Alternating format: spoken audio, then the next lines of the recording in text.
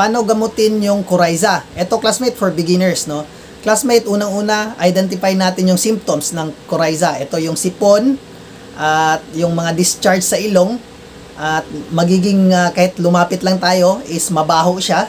At pagka napabayaan ng ilang araw is may mga discharge na rin dito sa mata niya. Yun yung tipong pagka hindi mo nalinis, hindi mo napansin, magkakaroon ng other infection na magkukos ng blindness or panlalabo ng mata ng ating alaga, no?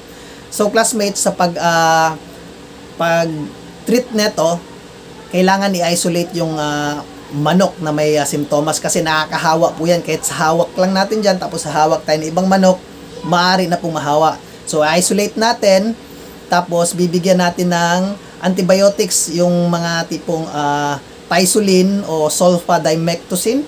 Makikita nyo yan sa label, classmate, or maganda, magtanong tayo sa eksperto, no? At bibigay natin yan umaga at hapon. In between po, classmate, mas maganda, bibigyan din natin ng vitamins kasi mas maganda rin yung malakas yung katawan nila, yung immune system nila mismo lumalaban sa mga infection, no? So, ayun, classmate, good luck at happy gameful keeping.